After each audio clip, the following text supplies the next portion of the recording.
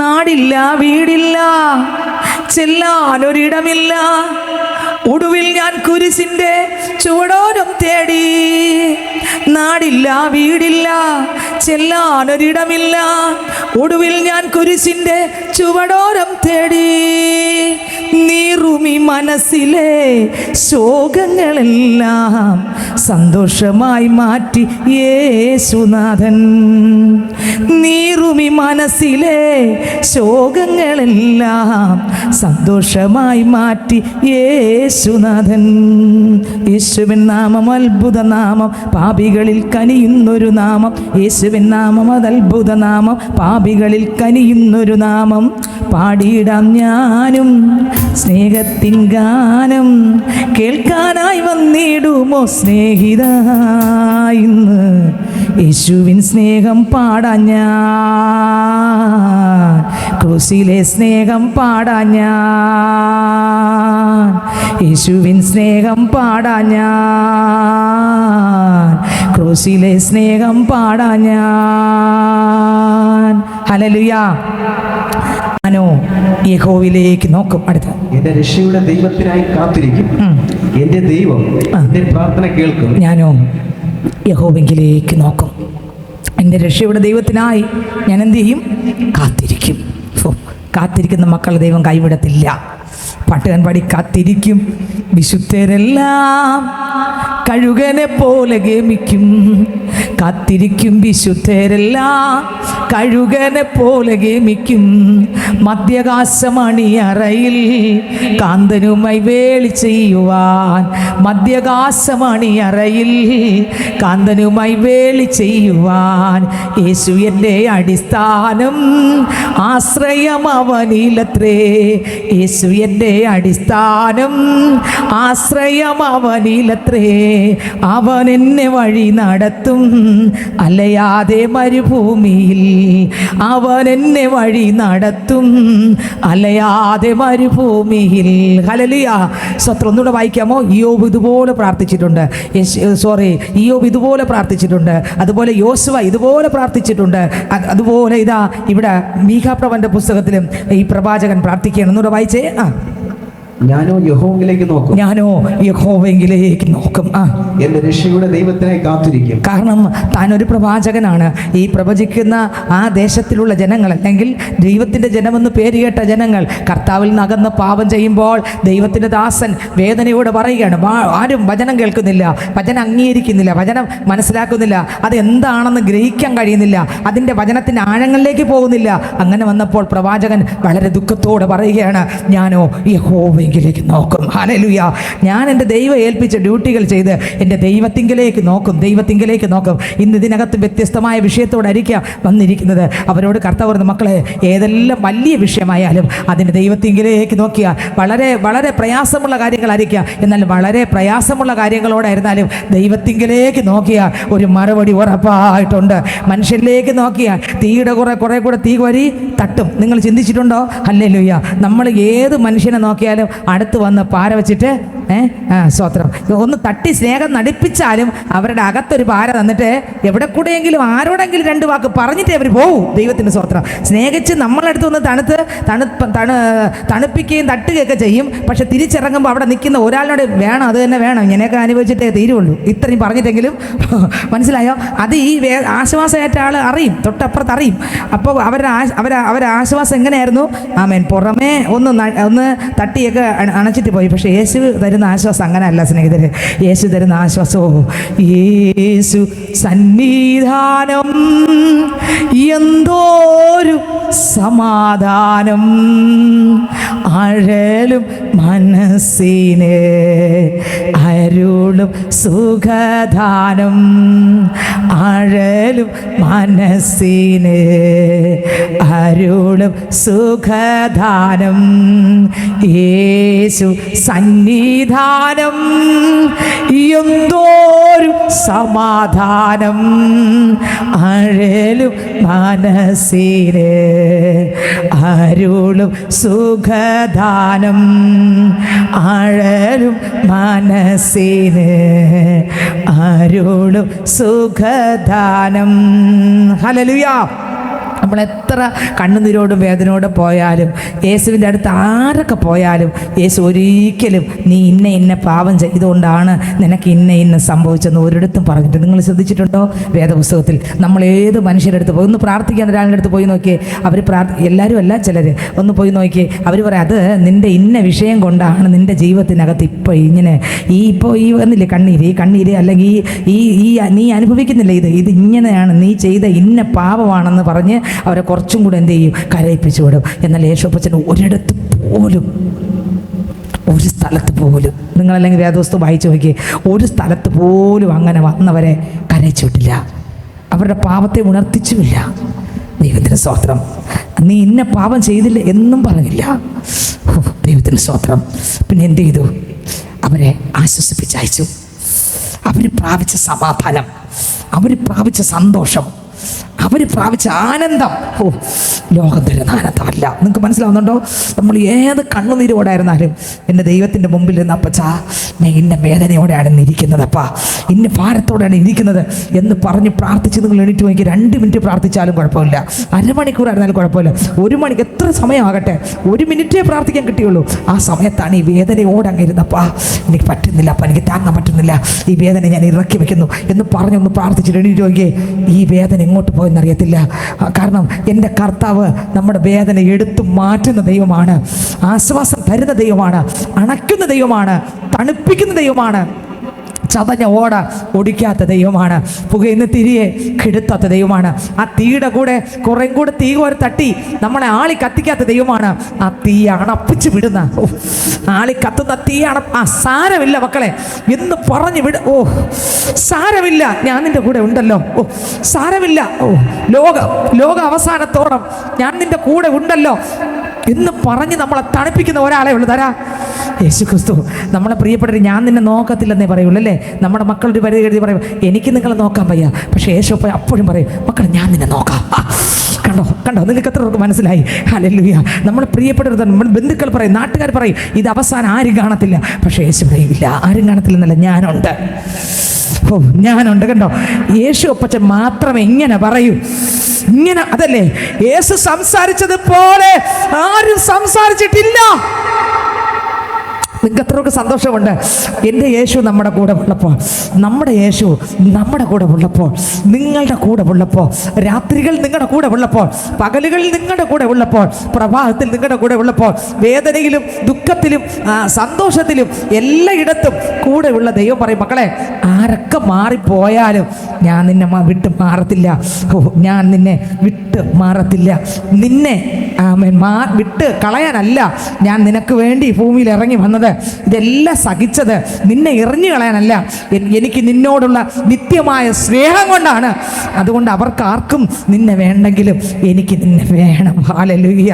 പാട്ടുകാരൻ പാടി ആഴമാർന്ന സ്നേഹമേ നാഥൻ നൽകി നടത്തിയിടുന്നു, അളവില്ല ദാനത്തെ നാഥൻ നൽകി നടത്തിയിടുന്നു, വർണ്ണിച്ചിടാൻ വാക്ക് പോരായേ, വർണ്ണിച്ചിടാൻ നാവു പോരായേ, വർണ്ണിച്ചിടാൻ വാക്ക് പോരായേ, വർണ്ണിച്ചിടാൻ നാവു പോരായേ, വർണ്ണിച്ചിടാൻ വാക്ക് പോരായേ, വർണ്ണിച്ചിടാൻ നാവു പോരായേ, വർണ്ണിച്ചിടാൻ വാക്ക് പോരായേ, വർണ്ണിച്ചിടാൻ നാവു പോരായേ. ഹല്ലേലൂയ. ആ ആഴമായ സ്നേഹം വർണ്ണിക്കാൻ വാക്കുകളൊന്നും പോരാ. ആ സ്തോത്രം. കല്ലെറിഞ്ഞ് കൊണ്ടുവരുമ്പോഴും ചേർത്ത് പിടിച്ചത് ആര് മാത്രമേ ഉള്ളൂ? യേശു മാത്രമേ ഉള്ളൂ. കല്ലെറിഞ്ഞ് എല്ലാവരും കൊണ്ടുവന്നില്ല, എല്ലാവരും കൊണ്ടുവന്നു. കല്ലെറിഞ്ഞ് കൊണ്ടുവന്നിട്ട് എല്ലാവരും പാവികളായിരുന്നില്ല, എല്ലാവരും പാവികളായിരുന്നു. പക്ഷെ പാവമില്ലാത്ത ഒരാളെ ഉള്ളായിരുന്നു, അതാരാ? യേശു. പക്ഷെ യേശു കല്ലെറിഞ്ഞില്ല, യേശു തള്ളിക്കളഞ്ഞില്ല. യേശു പറഞ്ഞു മക്കളെ ആരും നിന്നെ കുറ്റം വിധിച്ചില്ല, ഞാൻ നിന്നെ.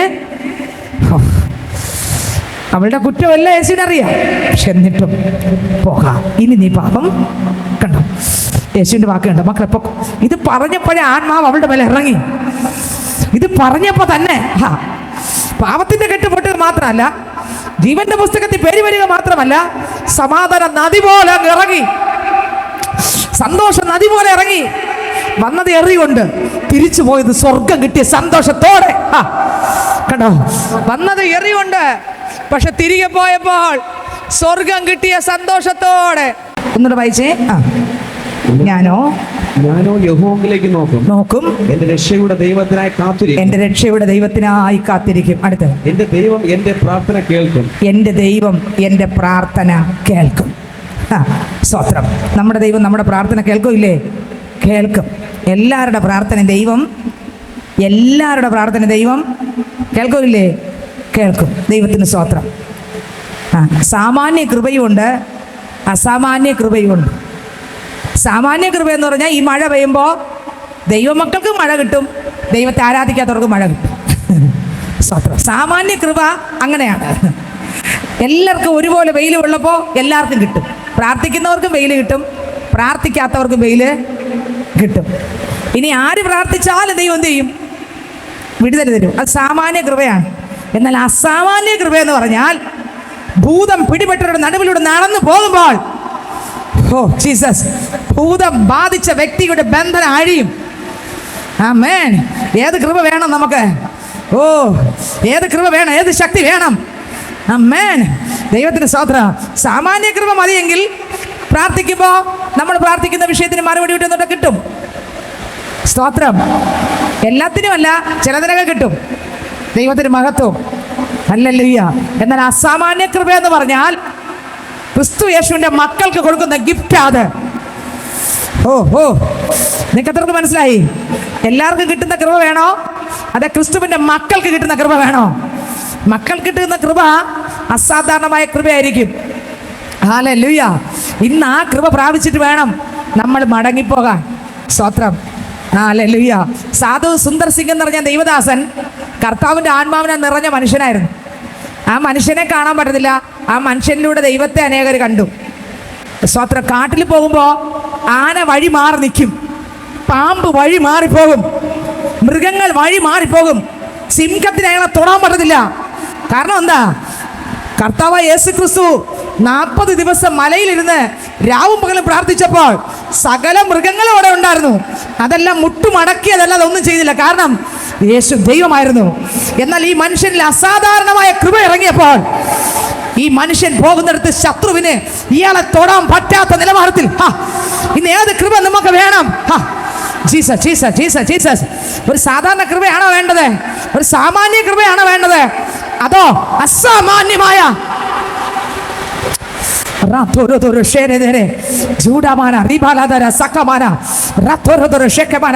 അസാമാന്യ കൃപയുള്ള പൗലോസ്, സ്തോത്രം, കാലിൽ ചവിട്ടുമ്പോൾ അണലി കയ്യിൽ തൂങ്ങി. അസാമാന്യ കൃപയുള്ളവൻ അണലിയെ കുടഞ്ഞു. സാമാന്യ കൃപയാണ് വേണ്ടത്, അസാമാന്യമായ കൃപയാണ് വേണ്ടത്.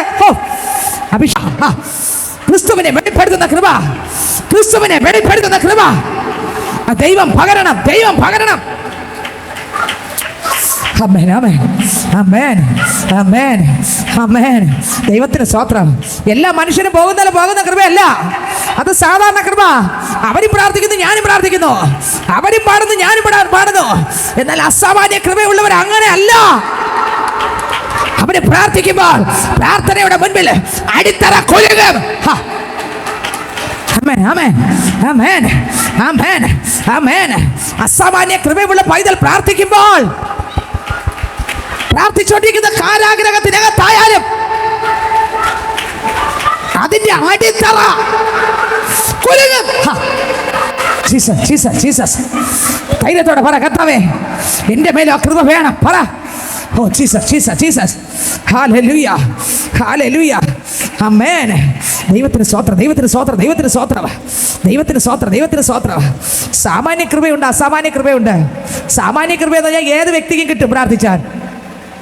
സാമാന്യ കൃപ എല്ലാവർക്കും കിട്ടും, എല്ലാവർക്കും കിട്ടും. പക്ഷെ അസാമാന്യ കൃപ എന്ന് പറഞ്ഞാൽ അത് സ്വർഗീയമാണ്, അസ്വർഗീയമാണ്.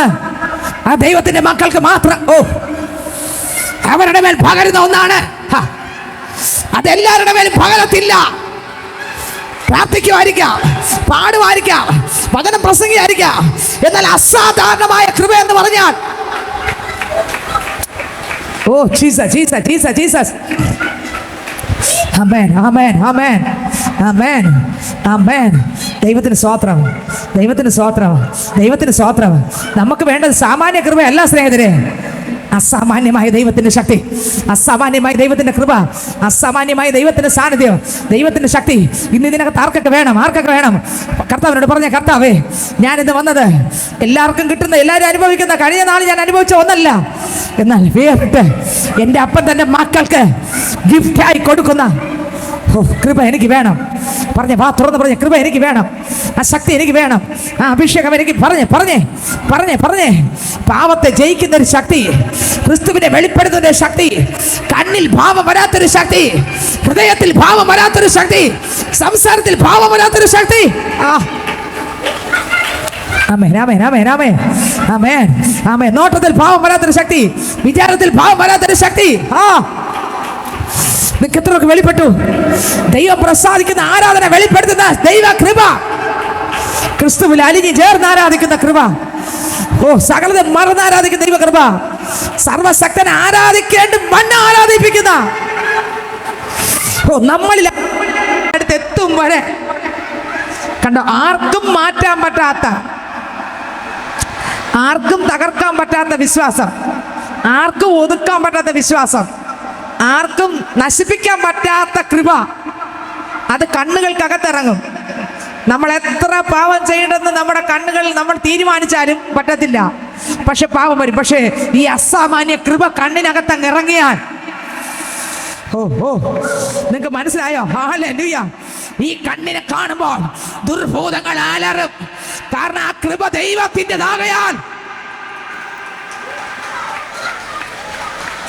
Jesus Jesus Jesus Jesus Jesus Jesus. ആ കൃപ ദൈവത്തിൻ്റെതാകയാൽ. ആമേൻ. ആ കണ്ണിൽ കാണുന്നത് മനുഷ്യനെ അല്ല, ആ കണ്ണിലൂടെ ദൈവത്തിന്റെ ശക്തി മറ്റുള്ളവർ കാണും, ദൈവത്തിന്റെ കൃപ കാണും. ഏത് കൃപ നമുക്ക് വേണം സ്നേഹിതരെ? എല്ലാവർക്കും കിട്ടുന്ന മഴ പോലത്തെ കൃപ വേണോ? എല്ലാവർക്കും കിട്ടുന്ന വെയിൽ പോലത്തെ കൃപ വേണോ? എല്ലാവർക്കും പ്രാർത്ഥിക്കുമ്പോൾ കിട്ടുന്ന ഒരു കാര്യം മാത്രം മതിയോ നമുക്ക്? അതോ തൻ്റെ മക്കൾക്ക് മാത്രം കൊടുക്കുന്നത് വേണോ? ജീസസ്. ഹല്ലേലൂയ ഹല്ലേലൂയ. പൈസയ്ക്ക് വേണ്ടി എല്ലാവരും പ്രാർത്ഥിക്കൂലേ? നമ്മളും പ്രാർത്ഥിക്കും, എല്ലാവരും പ്രാർത്ഥിക്കും, നമുക്കും കിട്ടും. പ്രാർത്ഥിക്കാത്തവർക്കും യേശുവിനെ ആരാധിക്കാത്തവർക്കും കിട്ടൂലേ? അപ്പോൾ അതെല്ലാവർക്കും കിട്ടത്തില്ലേ? അത് സാമാന്യ കൃപയല്ലേ? അസാമാന്യ കൃപ എന്താ? അതല്ല. ദൈവത്തിന് സ്തോത്രം. എല്ലാവരും പ്രാർത്ഥിച്ചാൽ കിട്ടാത്തതും കർത്താവിൻ്റെ മക്കൾക്ക് മാത്രം ഫ്രീ ആയി കൊടുക്കുന്നതുമായ ഒരു കൃപയുണ്ട്. ആ കൃപയാണ് നമുക്ക് ആവശ്യം. അതുണ്ടെങ്കിൽ സാത്താൻ അലറും, അന്ധകാര മണ്ഡലം ഉടയും, അവരുടെ തലങ്ങൾക്കകത്ത് വിടുതൽ വരും. ക്രിസ്തുവിന്റെ ശബ്ദം കേട്ട് ക്രിസ്തുവിൽ ജീവിക്കും. പാപത്തിലേക്ക് പോകുന്ന ജഡ മനുഷ്യൻ കത്തി എരിഞ്ഞ് അമരും. ആത്മാവിന്റെ ഒരു നിയന്ത്രണം വരും. ആത്മാവിനാൽ ബന്ധിക്കപ്പെട്ട ആളായി. ഹല്ലേലൂയ. എത്രയൊക്കെ ആഗ്രഹമുണ്ട്, കർത്താവേ ആത്മാവിനാൽ ബന്ധിക്കപ്പെട്ട ഒരാളായി, ആത്മാവിനാൽ ബന്ധിക്കപ്പെട്ട ഒരാളായി, ആത്മാവിനാൽ ബന്ധിക്കപ്പെട്ട ഒരാളായി, ആത്മാവിനാൽ ബന്ധിക്കപ്പെട്ട ഒരാളായി. ദൈവത്തിന് സ്തോത്രം.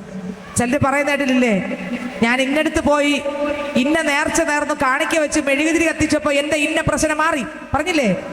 സത്യവാ, മാറിക്കാണും. അതുപോലെ നമ്മൾ പ്രാർത്ഥിച്ചപ്പോൾ മാറി. അത് ഏത് കൃപ? സാമാന്യ കൃപ. അസാമാന്യ കൃപ എന്തോന്നാ? അതിൻ്റെ അപ്പുറത്താണ്. നമുക്ക് ഏത് വേണം? എല്ലാവർക്കും കിട്ടുന്നത് ഒന്ന് വേണോ? തൻ്റെ മക്കൾക്ക് ഒരിക്കലും നശിക്കാത്തത്, ഒരിക്കലും നശിക്കാത്തത്. ആർക്കൊക്കെ ആഗ്രഹമുണ്ട്? ചോദിച്ചേ, കർത്താവേ അതെ അപ്പാ, എൻ്റെ മേലും അവൻ്റെ നിറവിൽ നിന്ന്, കർത്താവ് യേശുക്രിസ്തുവിന്റെ നിറവിൽ നിന്ന് കൃപമേൽ കൃപ,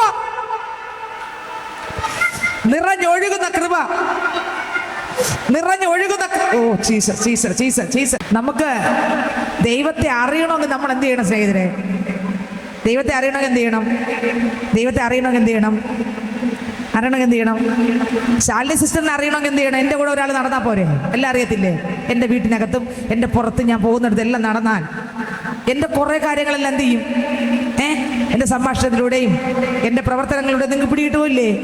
ഉറപ്പായിട്ട് പിടി മുക്കാലും കിട്ടും. കിട്ടത്തില്ലേ? 90% കിട്ടത്തില്ലേ? കിട്ടും.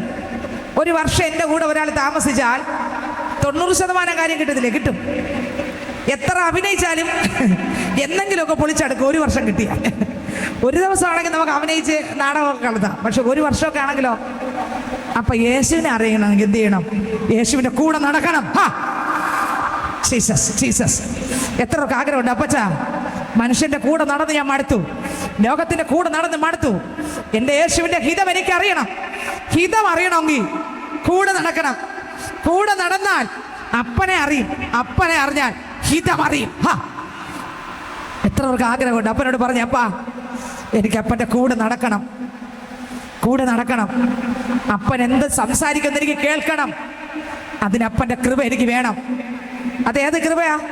സാമാന്യ കൃപയാണോ അസാമാന്യ കൃപയാണോ? അത് സാമാന്യ കൃപയല്ല. അതെല്ലാവർക്കും കിട്ടുന്ന കൃപയല്ല സ്നേഹിതരെ. യോഹന്നാന്റെ സുവിശേഷം വായിക്കുമ്പോൾ അതിൻ്റെ 1-ാം അധ്യായം വായിക്കുമ്പോൾ 16-ാം വാക്യം വായിക്കുമ്പോൾ വായിച്ചേ. യോഹന്നാൻ 1:16 വാക്യം. അവന്റെ നിറവിൽ നിന്ന് നമുക്ക് എല്ലാവർക്കും കൃപമേൽ കൃപ ലഭിച്ചിരിക്കുന്നു. അവന്റെ നിറവിൽ നിന്ന് യേശു നിറഞ്ഞൊഴുകിക്കൊണ്ടിരിക്കുക. ആ കൃപയുടെ നിറകുടത്തിന്റെ കൂടെ നടന്നാൽ നിങ്ങൾക്ക് ആർക്കൊക്കെ മനസ്സിലാവുന്നുണ്ട്? നിറഞ്ഞൊഴുകിക്കൊണ്ടിരിക്കുക. ആ നിറകുടമാകുന്ന ക്രിസ്തുവിന്റെ കൂടെ നടന്നാൽ നമ്മൾ നിറയാൻ തുടങ്ങും. വേറെ ആരുടെ കൂടെ നടന്നാലും നിറയത്തില്ല. നിറയണമെങ്കിൽ നിറവുള്ളവന്റെ കൂടെ നടക്കണം. ആമേൻ ആമേൻ ആമേൻ ആമേൻ. ഒരു തീയുടെ അടുത്തിരുന്നാൽ നമ്മൾ ചൂടാകൂലേ? തീ ആളി കത്തുന്നുണ്ട്, അതിൻ്റെ അടുത്ത് നമ്മൾ ഇരുന്നാൽ നമ്മൾ തണുത്താണ് പോയത്.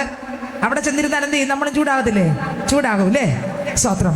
അങ്ങനെയാണെങ്കിൽ നിറഞ്ഞൊഴുകുന്ന ക്രിസ്തുവിൻ്റെ കൂടെ നടന്നാലോ ആ നിറവ് ആരിലേക്ക് വരും? നമ്മളിലേക്ക് വരും.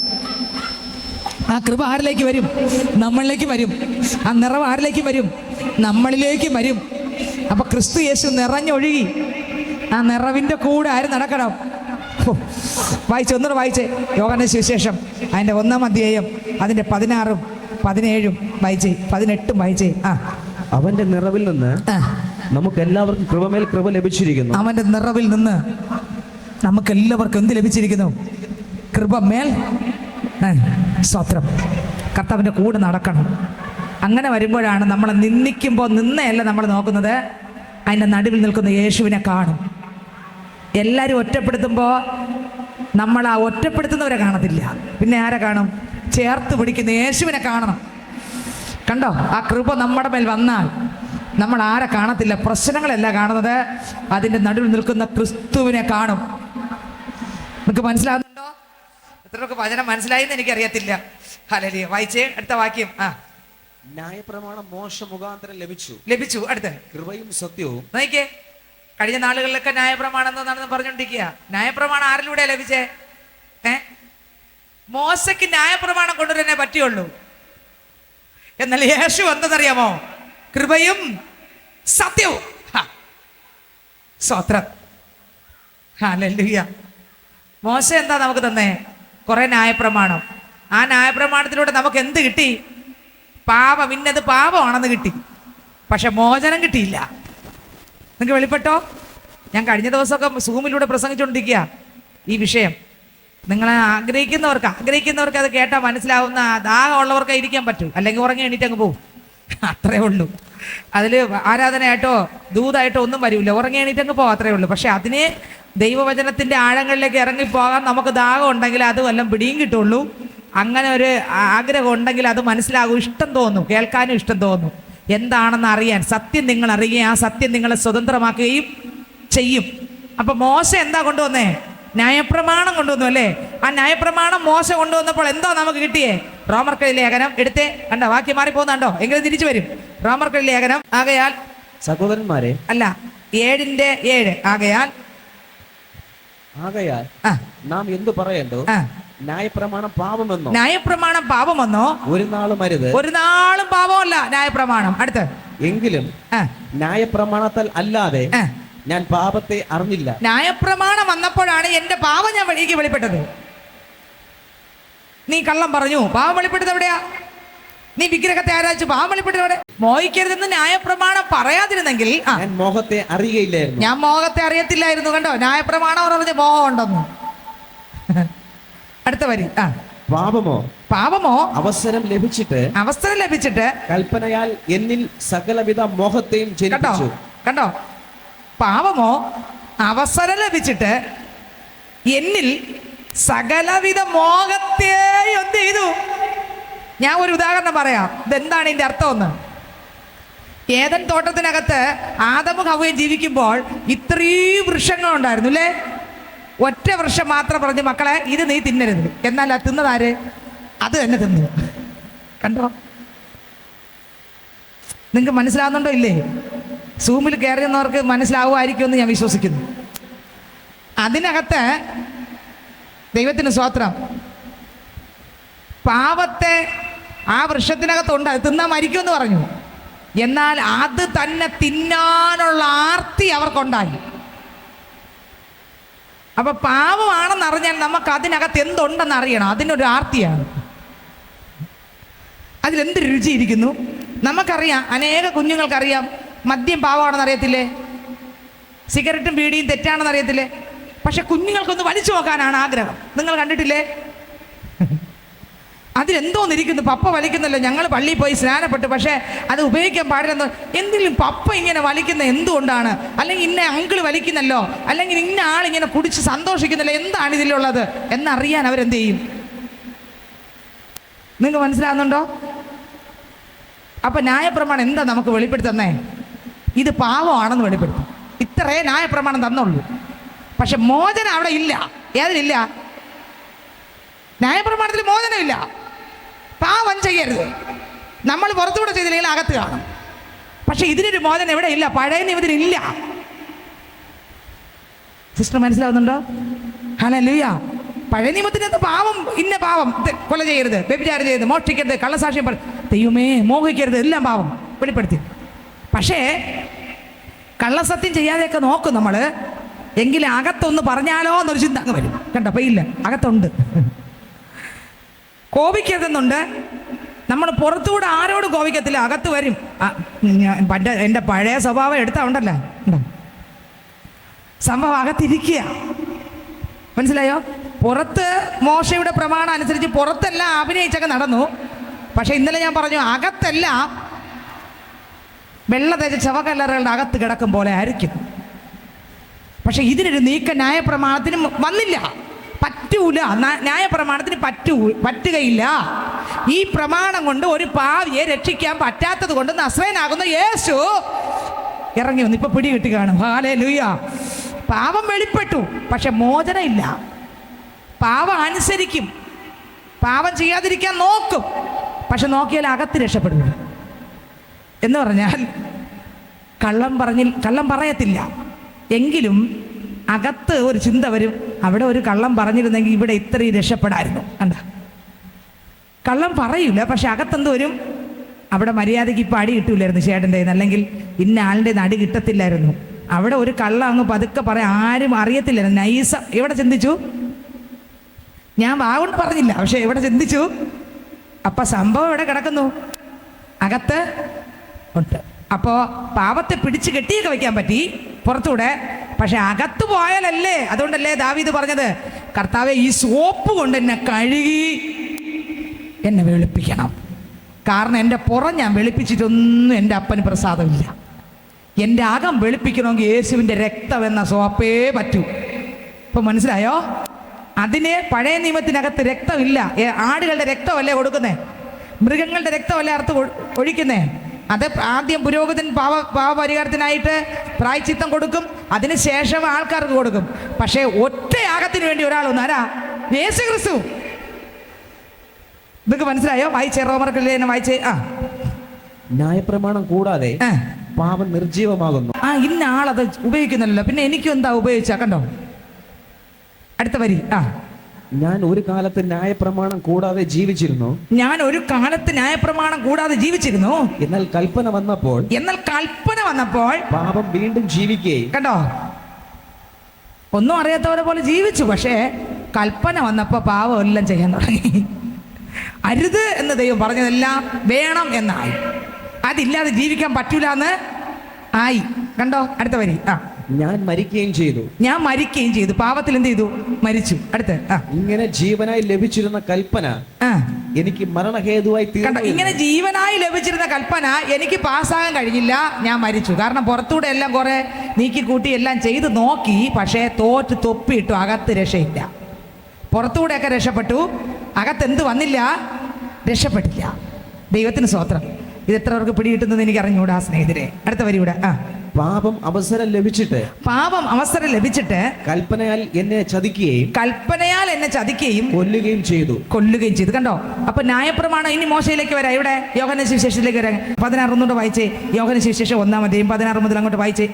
അവന്റെ നിറവിൽ നിന്ന് നമുക്ക് എല്ലാവർക്കും കൃപമേൽ കൃപ. ആരുടെ നിറവിൽ നിന്ന്? യേശുവിന്റെ നിറവിൽ നിന്ന് കൃപമേൽ കൃപ ലഭിച്ചിരിക്കുന്നു. അടുത്ത ന്യായപ്രമാണം മോശ മുഖാന്തരം ലഭിച്ചു. ന്യായപ്രമാണം ആര് മുഖാന്തരം വന്നേ? മോശ മുഖാന്തരം. യേശുവിലൂടെ വന്നേ. ഈ കൃപ എൻ്റെ അകത്തിറങ്ങി വേണം രക്ഷപ്പെടാൻ. ഈ കൃപയ്ക്ക് മാത്രമേ എന്നെ രക്ഷിക്കാൻ പറ്റൂ. പാപമോചനം എങ്ങനെ? കൃപയാൽ. വിശ്വസിക്കുമ്പോൾ പാപമോചനം കൃപയാലാണ്. രക്ഷിക്കപ്പെടുന്നത് എങ്ങനെയാ? വിശ്വസിക്കുമ്പോൾ കൃപയാലാണ്. അത് പൈസ കൊടുത്ത് കിട്ടുന്നതല്ല, ഒന്നും കൊടുത്തിട്ട് കിട്ടുന്നതല്ല. അർഹിക്കാത്ത സ്ഥാനത്ത് യോഗ്യതയില്ലാത്ത എന്നെ യോഗ്യതയുള്ള ആളാക്കി ദൈവം മാറ്റുകയാണ്. കർത്താവിൻ്റെ കൃപയാണ്.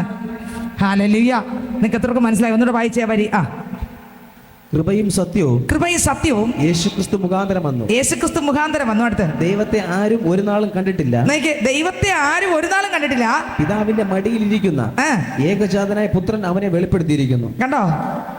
ഒന്നുകൂടെ വായിച്ചേ. കൃപയും സത്യവും യേശുക്രിസ്തു മുഖാന്തരം വന്നു. ദൈവത്തെ ആരും ഒരു നാളും കണ്ടിട്ടില്ല. പിതാവിന്റെ മടിയിലിരിക്കുന്ന ഏകജാതനായ പുത്രൻ അവനെ വെളിപ്പെടുത്തിയിരിക്കുന്നു. ഏകജാതനായ പുത്രനാണ് ആരെ വെളിപ്പെടുത്തിയേ? പിതാവിനെ വെളിപ്പെടുത്തിയത്. ഇനി ഇപ്രകാരം ഒരു കൃപ എൻ്റെ മേൽ വന്നാൽ എന്നിലൂടെ ആരെ വെളിപ്പെടുത്താം? നിങ്ങൾക്ക് മനസ്സിലാവുന്നുണ്ടല്ലേ? സാധാരണ കൃപ വേണോ? അസാധാരണ കൃപ വേണോ? സാധാരണ കൃപ നമുക്ക് മഴ കിട്ടും.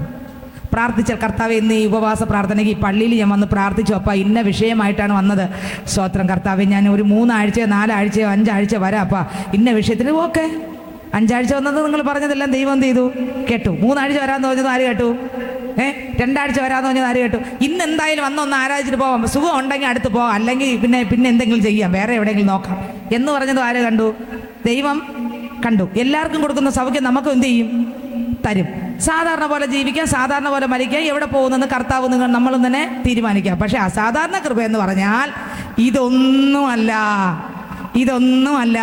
അപ്പനോട് കൂടെ നടക്കുന്നതാണ്, അപ്പനെ വെളിപ്പെടുത്തുന്നതാണ്, യേശുവിനെ വെളിപ്പെടുത്തുന്നതാണ്. ഏത് കൃപ നമുക്ക് വേണം? Jesus, hallelujah. ഏത് കൃപ നമുക്ക് വേണ്ടേ? സാമാന്യ കൃപ വേണം, അസാമാന്യ കൃപ വേണം? ഒന്ന് ചിന്തിച്ചു നോക്കിയേ. അസാമാന്യ കൃപ. നമ്മളെ കണ്ട ആർക്കും ഒരു പ്രയോജനവും ഇല്ല. നമ്മുടെ കൂടെ യേശുവിനെ കണ്ടാൽ എല്ലാവർക്കും ഹല്ലേലൂയ, എല്ലാവർക്കും വിടുതലാണ്, എല്ലാവർക്കും അനുഗ്രഹമാണ്, എല്ലാവർക്കും വിടുതലാണ്. നമ്മളിലൂടെ ആര് വെളിപ്പെടണം? യേശുവിനെ വെളിപ്പെടണം. ഇനി മീഖായിലേക്ക് നമുക്ക് പോകാം. മീഖ പ്രവചന പുസ്തകത്തിലേക്ക് പോയേ. ഞാനോ യഹോവയിലേക്ക് നോക്കും. മീഖ പ്രവചനം പറയുകയാണ്, ഞാൻ എന്ത് ചെയ്യും? ഇനി അവരെ ഒന്നും നോക്കേണ്ട കാര്യമില്ല. ഞാൻ ഇനി ആരെ നോക്കും? ഞാൻ യഹോവയിലേക്ക് നോക്കും. എൻ്റെ പ്രാർത്ഥന കേൾക്കുന്ന ഒരു ദൈവമുണ്ട്. ഞാൻ യഹോവയിലേക്ക് നോക്കും. അടുത്ത വരി. എൻ്റെ രക്ഷയുടെ ദൈവത്തിനായി ഞാൻ കാത്തിരിക്കും. അടുത്ത വരി. എൻ്റെ ദൈവം എൻ്റെ പ്രാർത്ഥന കേൾക്കും. എൻ്റെ ദൈവം എൻ്റെ പ്രാർത്ഥന കേൾക്കും. എത്രവർക്ക് ആഗ്രഹമുണ്ട്? ഞാൻ പ്രാർത്ഥന എന്നാണ് പോയത്. കണ്ടോ? നമ്മുടെ ദൈവം നമ്മുടെ പ്രാർത്ഥന മാത്രം കേട്ട ഒരു ചെറിയ വിഷയത്തിന് വേണ്ടിയുള്ള മറുപടി മാത്രം കിട്ടിയാൽ മതിയോ? അങ്ങനെ ഒരു കൃപ മാത്രം മതി? അല്ല, അതിലപ്പുറമായി രുചിച്ചു നോക്കി ഞാൻ കർത്തൻ കൃപാകളെ, യേശുക്രിസ്തു മാധുര്യവാൻ. രുചിച്ചു നോക്കി ഞാൻ കർത്തൻ കൃപാകളെ, യേശുക്രിസ്തു മാധുര്യവാൻ. രുചിച്ചു നോക്കി ഞാൻ കർത്തൻ കൃപാകളെ, യേശുക്രിസ്തു മാധുര്യവാൻ. റോമർക്ക് ലേഖനം അതിൻ്റെ 8-ാം അധ്യായം. റോമർക്ക് ലേഖനം കണ്ട വീണ്ടും റോമറിൽ പോകുന്നുണ്ടോ? റോമർക്ക് ലേഖനം അതിൻ്റെ 8-ാം അധ്യായം 35-ാം വാക്യം വായിച്ചേ. 35-ാം വാക്യം വായിച്ചേ. ക്രിസ്തുവിന്റെ സ്നേഹത്തിൽ നിന്ന് ക്രിസ്തുവിന്റെ സ്നേഹത്തിൽ നിന്ന് നമ്മെ വേർപിരിക്കുന്നതാർ. കണ്ടോ, ഈ കൃപ വന്നാലുണ്ടല്ലോ നമ്മളെ യേശുവിൽ നിന്ന് വേർപിരിക്കാൻ പറ്റത്തില്ല. ഏത് കൃപ? അസാമാന്യ കൃപ, സാധാരണ കൃപയല്ല, അസാധാരണ കൃപ എൻ്റെ മേൽ വന്നു കഴിഞ്ഞാൽ യേശുവിൻ്റെ സ്നേഹത്തിൽ നിന്ന് എന്നെ വേർപിരിക്കാൻ പറ്റത്തില്ല. എങ്ങനെ വരും? പള്ളിയിൽ എങ്ങനെ വരും? സ്നേഹം കൊണ്ട് വരും. കണ്ടോ, ഈ കൃപയാണ് നമ്മൾ പ്രാപിക്കേണ്ടത്. ദാഹത്തോടെ വരും. വെള്ളിയാഴ്ച ഒരു ദിവസം കേൾക്കുമ്പോഴേ ശനിയാഴ്ചയെ റെഡി ആയിരിക്കും. ഓ, ഒന്നായെങ്കിൽ പള്ളി കണ്ടോ എന്തുകൊണ്ട്? നമ്മളൊക്കെ വരുന്നത് എങ്ങനെ? തള്ളി ഉന്തി വാ വാ വാ വാ വാ വാ. സിസ്റ്റർ എന്ത് വിചാരിക്കും? വാ. സിസ്റ്റർ എന്ത് പറയും? വാ, ഒന്ന് ആരാധിക്കാൻ പോവാ. ഇനിയിപ്പം നമ്മൾ ആരും പോയില്ലെങ്കിൽ സിസ്റ്റർ എന്തെങ്കിലും ചിന്തിക്കൂലേ? ഉണ്ടോ? പക്ഷേ സ്നേഹം ഉണ്ടെങ്കിൽ എങ്ങനെയായിരിക്കും വരിക?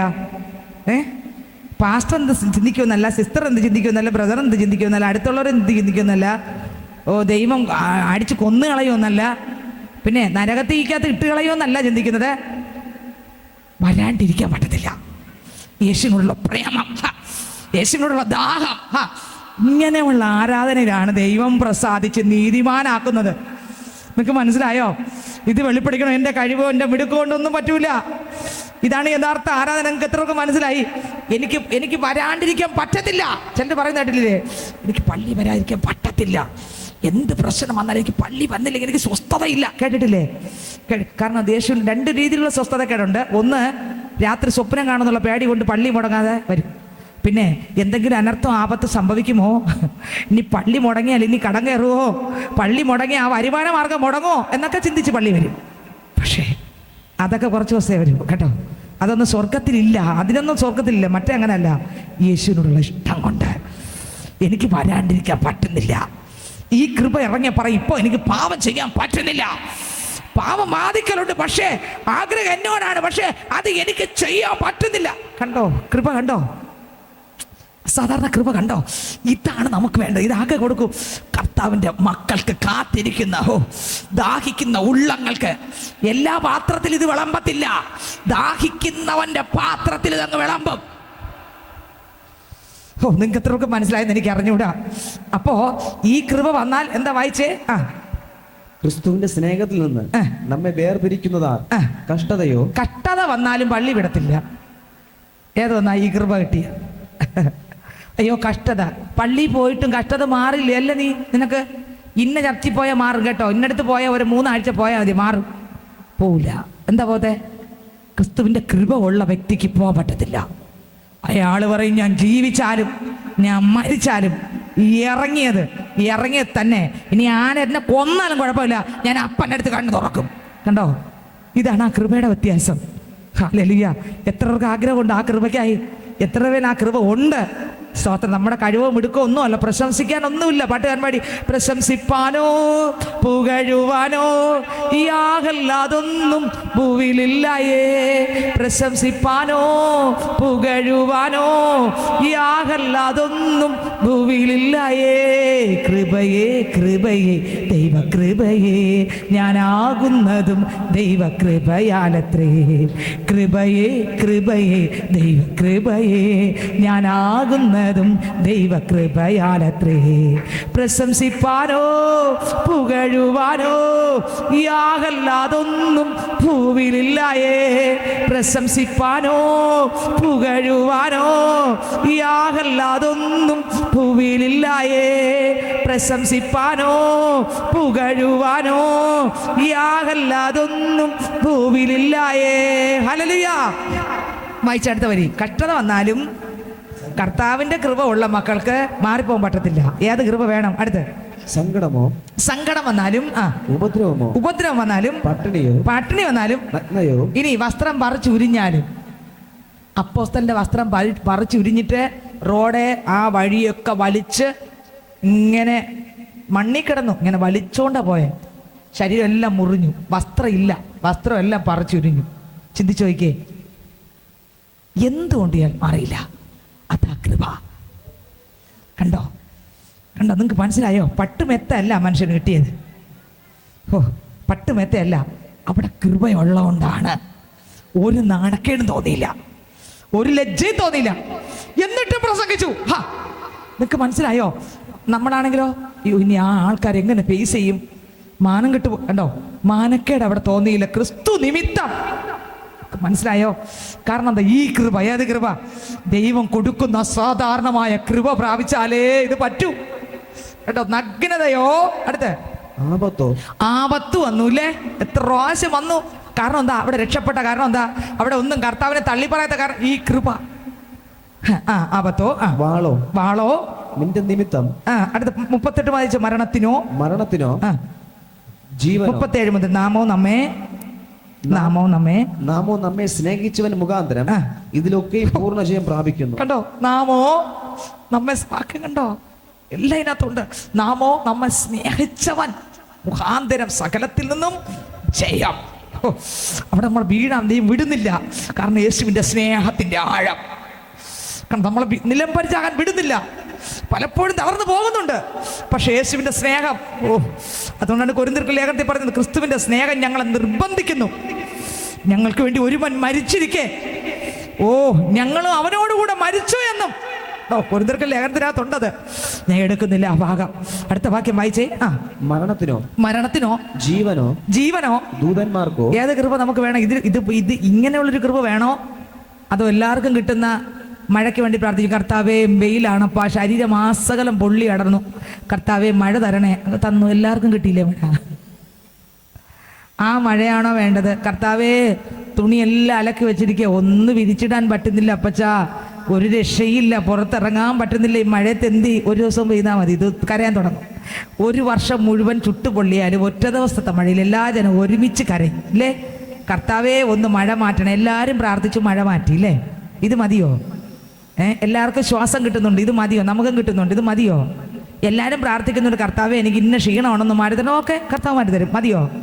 പക്ഷെ ഇത് മാറണമെങ്കിൽ അപ്പൻ്റെ പാത്രത്തിലേ വരും. കട്ടത വന്നാലും യേശു അപ്പനെ മാറാതിരിക്കാനുള്ള കൃപ. പ്രതികൂലം വന്നാലും, നിന്ന വന്നാലും, ഒറ്റപ്പെടൽ വന്നാലും, മരണത്തിനോ, അടുത്ത വരി, ദൂതന്മാർക്കോ ജീവനോ, ദൂതന്മാർക്കോ വാഴ്ചകൾക്കോ അധികാരങ്ങൾക്കോ ഇപ്പോഴുള്ളതിനോ വരുവാനുള്ളതിനോ ഉയരത്തിനോ ആഴത്തിനോ മറ്റ് യാതൊരു സൃഷ്ടിക്കോ നമ്മുടെ കർത്താവായ യേശു ക്രിസ്തുവിലുള്ള ദൈവസ്നേഹത്തിൽ നിന്ന് നമ്മെ വേർപിരിക്കാൻ കഴിയുകയില്ലെന്ന് ഞാൻ ഉറച്ചിരിക്കുന്നു. കണ്ടോ? ഈ ഉറപ്പ് നമുക്കുണ്ടോ? ഈ ഉറപ്പ് കൃപയാ തരുന്നത്, ദൈവത്തിന്റെ കൃപ. ഈ ഉറപ്പ് തരുന്ന ആരാ? ദൈവത്തിൻ്റെ കൃപയാ. നമ്മളെ കൊണ്ട് കഴിയത്തില്ല. നിൽക്കുന്നു തോന്നുന്നവൻ വീഴാതിരിക്കാൻ, അത് ജഡത്തിൻ്റെ നിൽപ്പാ. പക്ഷെ കൃപയിലാണെങ്കിലോ കണ്ടോ, നമ്മുടെ തൻ്റെ അടുത്തോടെ പറയറില്ലേ, ഞാൻ വീഴത്തില്ല, ആരും വീണാലും എപ്പം വീണെന്ന് ചോദിച്ചാൽ അന്ന് തന്നെ വീഴും. പക്ഷെ കൃപയിലാണെങ്കിൽ പ്രശംസിക്കാനില്ല, പുകഴാനില്ല, ഒന്നും പറയാനില്ല, കൃപയിലാണ്. ഹല്ലേലൂയ. അതുകൊണ്ട് മീഖ പ്രവാചകൻ പറഞ്ഞു, വായിച്ചേ, മീഖയിലേക്ക് പോകാം, സമയമില്ല. ഞാനോ യഹോവയിലേക്ക് നോക്കും, എന്റെ രക്ഷയുടെ ദൈവത്തിനായി കാത്തിരിക്കും. കർത്താവിനായി, രക്ഷയുടെ ദൈവം, ആ ദൈവത്തിനായി ഞാൻ കാത്തിരിക്കും. പ്രവാചകൻ പ്രവചിച്ചു, ആർക്കും അംഗീകരിക്കാൻ പറ്റിയില്ല.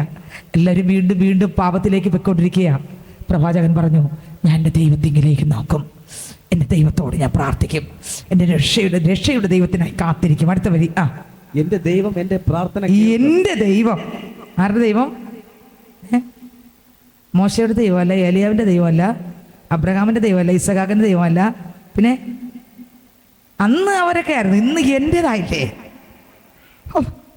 അബ്രഹാം ദൈവവും തമ്മിലുള്ള ബന്ധമാണോ പുതിയ നിയമ സഭയും ദൈവവും തമ്മിലുള്ള ബന്ധം?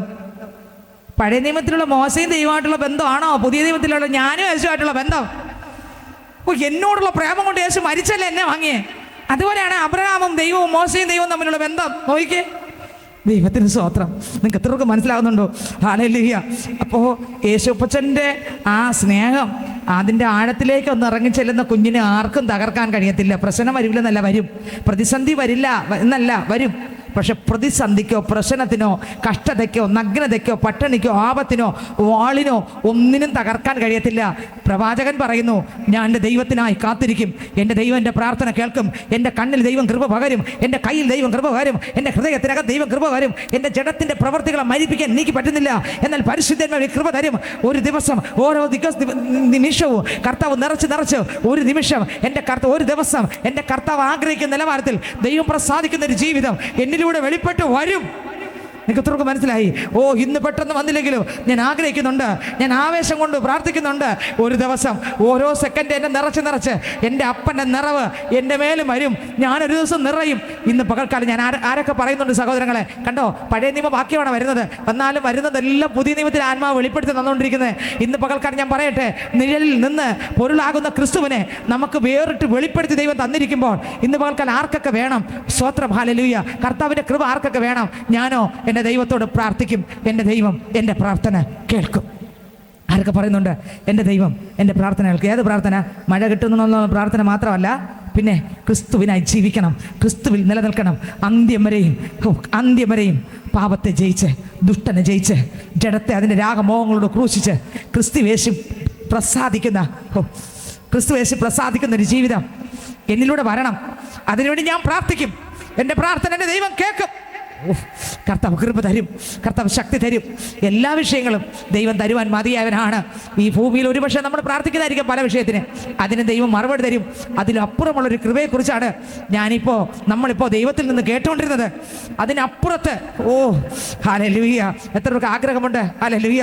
കൃപ മതി യേശുനാഥ, തവ കൃപ മതി എന്നുമെന്നിൽ, ബലഹീന വേളകളിൽ ബലം നൽകും കൃപ മതിയേ, ബലഹീന വേളകളിൽ ബലം നൽകും കൃപ മതിയേ, കൃപ മതി യേശുനാഥ, തവ കൃപ മതി എന്നുമെന്നിൽ, കൃപ മതി യേശുനാഥ, തവ കൃപ മതി എന്നുമെന്നിൽ.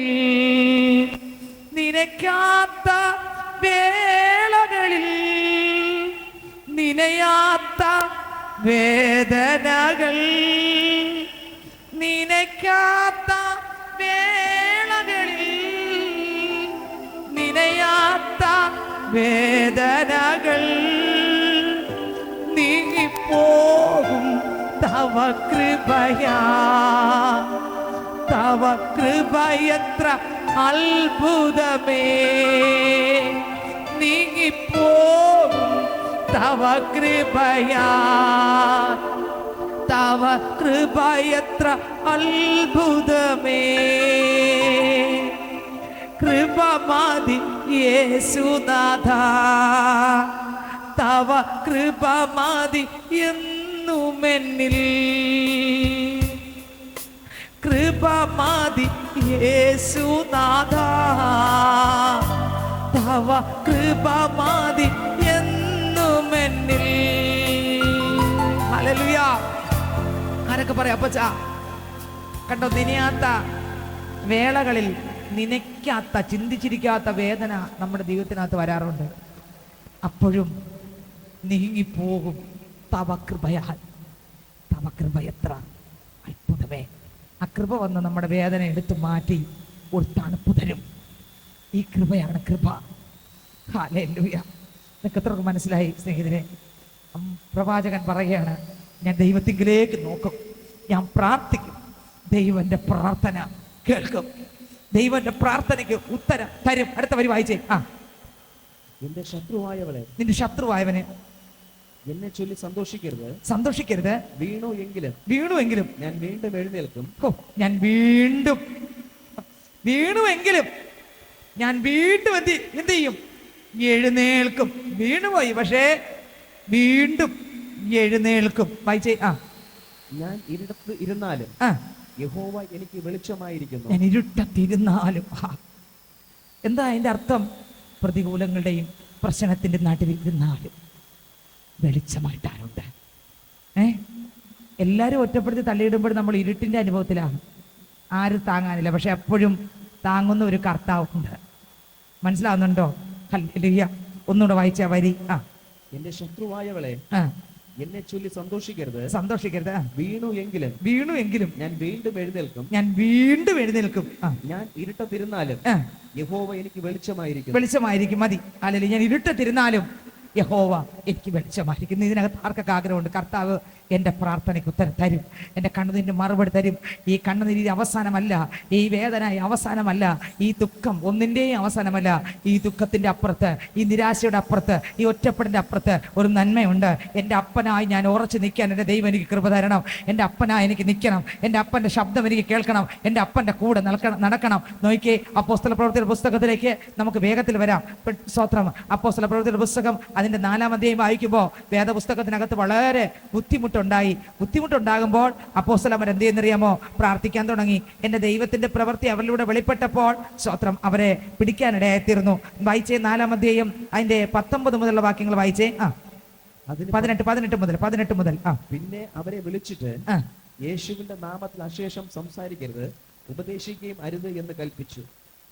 അതിന് പത്രോസും യോഹന്നാനും, ദൈവത്തെക്കാൾ അധികം നിങ്ങളെ അനുസരിക്കുന്ന ദൈവത്തിന്റെ മുമ്പാകെ ന്യായമോ എന്ന് വിധിച്ചു. ഏത് സാമാന്യ മനുഷ്യരെയും, വീണ്ടും പോകുന്നുണ്ടോ കൃപയിൽ, ഏത് സാമാന്യ മനുഷ്യരെയും അസാമാന്യ മനുഷ്യരാക്കി മാറ്റുന്നത് ദൈവത്തിന്റെ കൃപയാ. എവിടെ കിടക്കുന്നു? 4-ാം അധ്യായം 13-ാം വാക്യം വായിച്ചേ. 4-ന്റെ അപ്പോസ്തലപ്രവൃത്തി 4-13 വായിച്ചേ. അവർ പത്രോസിന്റെയും യോഹന്നാന്റെയും ധൈര്യം കാണുകയാലും ഇവർ പഠിപ്പില്ലാത്തവരും സാമാന്യരുമായ മനുഷ്യരെന്ന് ഗ്രഹിക്കാലും ആശ്ചര്യപ്പെട്ടു. കണ്ടോ, ഇപ്പൊ ആരല്ല, അസാമാന്യ മനുഷ്യരല്ല. കാരണം അസാമാന്യമായ കൃപ അവരുടെ മേലെ ഇറങ്ങി നിൽക്കുക. കണ്ടോ, അവരിലൂടെ ദൈവപ്രവൃത്തി വെളിപ്പെട്ടുകൊണ്ടിരിക്കുക. ഇപ്പുറത്ത് കണ്ടില്ലേ, ദൈവപ്രവൃത്തി അവരിലൂടെ എന്ത് ചെയ്തു? വെളിപ്പെട്ടു. അപ്പോസ്തലപ്രവൃത്തി 3-ൽ കണ്ടില്ലേ, സുന്ദരമെന്ന ദേവാലയ ഗോപുരത്തിങ്കൽ ജന്മനാ മുടന്തനായവൻ അവിടെ ഇരുന്നില്ലേ? ദൈവത്തിന്റെ കൃപ അവിടെ അങ്ങിറങ്ങി, ആള് സൗഖ്യമായപ്പോ ഇവരെന്ത് ചെയ്തു? പിടിച്ചു, വഴക്ക് പറഞ്ഞു. ഇനി ഈ യേശുവിന്റെ നാമത്തിൽ ഒന്നും പറയല്ലെന്ന് പറഞ്ഞു. അടുത്ത വരി വായിച്ചേ. ഞങ്ങൾക്കോ ഞങ്ങൾ കണ്ടും കേട്ടും ഇരിക്കുന്നു. ഞങ്ങൾ കണ്ടോ? എന്താ അതിന്റെ അർത്ഥം? ഇവരാരെ കൂടെ നടന്നുകൊണ്ടിരിക്കുന്ന ഇപ്പോ? പറ, ഇവരാരെ കൂടെ? നേരത്തെ എന്തോന്നാ പറഞ്ഞ? നമ്മളെ യേശപ്പന്റെ ഹിതം അറിയണമെങ്കിൽ ഞാൻ ആരെ കൂടെ നടക്കണമെന്ന് പറഞ്ഞു. ഇവരാരെ കൂടെ നടന്നുകൊണ്ടിരിക്കുക? അപ്പൊ പിന്നെ യേശുവിലുള്ളതെല്ലാം പറഞ്ഞുകൊണ്ടിരിക്കുന്നത് ഒരു അപ്പടിയാണ് ഇപ്പടിയാണെന്നെല്ലാം പറഞ്ഞ് എല്ലാം ചെന്നങ്ങ് പറഞ്ഞു. അടുത്ത വരി. അത് കേട്ടിട്ട് അവർ ഒരുമനപ്പെട്ട് ദൈവത്തോട് നിലവിളിച്ച് പറഞ്ഞത് ആകാശവും ഭൂമിയും സമുദ്രവും അവയിലുള്ള സകലവും ഉണ്ടാക്കിയ നാഥനെ ജാതികൾ കലയിക്കുന്നതും വംശങ്ങൾ വൃത്തമായി നിരൂപിക്കുന്നത് എന്ത് ഭൂമിയിലെ രാജാക്കന്മാർ അണിനിരക്കുകയും. ഇവരുടെ പ്രാർത്ഥന വിഷയങ്ങളെല്ലാം ആരുടെ അടുത്ത് കൊണ്ടുപോയി? ആരുടെ അടുത്ത് കൊണ്ടുപോയി? ഞാനോ എൻ്റെ ദൈവത്തോട് പ്രാർത്ഥിക്കും, എൻ്റെ ദൈവം എൻ്റെ പ്രാർത്ഥന കേൾക്കും. അപ്പോസ്തലന്മാരുടെ പ്രാർത്ഥന എല്ലാം കൊണ്ട് ആരുടെ അടുത്ത് പോയി? ദൈവത്തിന്റെ അടുത്ത് പോയി. അടുത്ത വരി വായിച്ചേ. ഭൂമിയിലെ രാജാക്കന്മാർ അണിനിരക്കുകയും അധിപതികൾ കർത്താവിന് വിരോധമായും അവന്റെ അഭിഷേകത്തിന് വിരോധമായും ഒന്നിച്ചു കൂടുകയും ചെയ്തിരിക്കുന്നു. ഇന്ന് നിന്റെ ദാസനായ ദാവീദ് മുഖാന്തരം പരിശുദ്ധാത്മാവിനാൽ അരുളി ചെയ്തവനെ, നീ അഭിഷേകം ചെയ്ത യേശു എന്ന നിന്റെ പരിശുദ്ധ ദാസന് വിരോധമായി ഹെരോദാവും പൊന്തിയോസ് പീലാത്തോസും ജാതികളും ഇസ്രായേൽ ജനവുമായി ഈ നഗരത്തിൽ ഒന്നിച്ചുകൂടി സംഭവിക്കണം എന്ന് നിന്റെ കൈയും നിന്റെ ആലോചനയും മുൻ നിയമിച്ചതൊക്കെയും ചെയ്തിരിക്കുന്നു. സത്യം. ഇപ്പോഴോ കർത്താവേ അവരുടെ ഭീഷണികളെ നോക്കണമേ. സൗഖ്യമാക്കുവാൻ നിന്റെ കൈ നീട്ടുന്നതിനാലും നിന്റെ പരിശുദ്ധ ദാസനായ, കണ്ടോ, പ്രാർത്ഥിക്കുകയാണ്, നിന്റെ പരിശുദ്ധ ദാസനായ യേശുവിന്റെ നാമത്താൽ അടയാളങ്ങളും അത്ഭുതങ്ങളും ഉണ്ടാകുന്നതിനാലും നിന്റെ വചനം പൂർണ്ണ ധൈര്യത്തോടും കൂടെ. കണ്ടോ, അവർ ഈ വഴക്കൊക്കെ പറഞ്ഞു, ഞങ്ങൾ കണ്ടും കേട്ടുമൊക്കെ പറയും എന്നൊക്കെ അവർ പറഞ്ഞു വന്നെങ്കിലും ധൈര്യം ഉണ്ടെങ്കിലും പൂർണ്ണ ധൈര്യമില്ലായിരുന്നു. ഇപ്പൊ എന്ത് കൊടുക്കാൻ പോവുകയാ? ദൈവം കൊടുക്കുന്ന കൃപ ഏതാ? പൂർണ്ണ ധൈര്യത്തിന്റെ ഒരു കൃപ അങ്ങ് വിടാൻ പോവുകയാ. കണ്ടോ, അവിടെ ഒരു പൂർണ്ണ ധൈര്യത്തിന്റെ കൃപ വായിക്കുമ്പോൾ മനസ്സിലാവും. പൂർണ്ണ ധൈര്യത്തോടും കൂടെ പ്രസ്താവിപ്പാൻ നിന്റെ ദാസന്മാർ കൃപ നൽകണമേ. ഇങ്ങനെ പ്രാർത്ഥിച്ചപ്പോൾ അവർ കൂടിയിരുന്ന സ്ഥലം കുലുങ്ങി. അവര് കൂടിയിരുന്ന സ്ഥലം കുലുങ്ങി. അടുത്ത വരി. എല്ലാവരും പരിശുദ്ധാത്മ നിറഞ്ഞവരായി. കണ്ടോ, ആത്മാവ് ഒരാളിന്റെ അകത്ത് നിറഞ്ഞ അവരെ ഒതുക്കാൻ ഒരു ശക്തിക്ക് കഴിയത്തില്ല. പരിശുദ്ധാത്മാവ് നമ്മുടെ മേൽ നിറഞ്ഞ ഒരു ശക്തിക്കും ഒരു ദുഷ്ട മണ്ഡലത്തിന് ഒതുക്കാൻ പറ്റത്തില്ല. ഇന്ന് ഇതിനകത്ത് നമ്മൾ പ്രാർത്ഥിക്കാൻ പോകുകയാണ്. പ്രാർത്ഥിച്ച് തിരിച്ചു പോകുമ്പോൾ ശക്തി പ്രാപിച്ചിട്ട് വേണം പോകാൻ, കൃപ പ്രാപിച്ചിട്ട് വേണം പോകാൻ, അധികാരത്തോടെ വേണം പോകാൻ, അഭിഷേകത്തോടെ വേണം പോകാൻ. നമ്മൾ പ്രാർത്ഥിക്കുമ്പോൾ പ്രാർത്ഥനയ്ക്ക് ദൈവം ഉത്തരം തരും, കണ്ണുനീര് മാറ്റും, പ്രാർത്ഥനയ്ക്ക് മറുപടി തരും. ഇവർ പ്രാർത്ഥിച്ചപ്പോൾ എന്താ സംഭവിച്ചേ? അവർ ഇരുന്ന സ്ഥലം കുലുങ്ങിയില്ലേ? എല്ലാവരും ആത്മാവിനെ നിറഞ്ഞു. അവരുടെ മേൽ പരിശുദ്ധന്മാർ ആദ്യം ഇല്ലായിരുന്നോ? ഉണ്ടായിരുന്നോ? ആദ്യം ഉണ്ടായിരുന്നോ ഇല്ലായിരുന്നോ? ഉണ്ടായിരുന്നു. പിന്നെ ഇപ്പോൾ ഉപ്പം വന്നതോ? ആദ്യം ഉണ്ടായിരുന്നിട്ട് പിന്നെ വീണ്ടും എന്തിനന്ന്?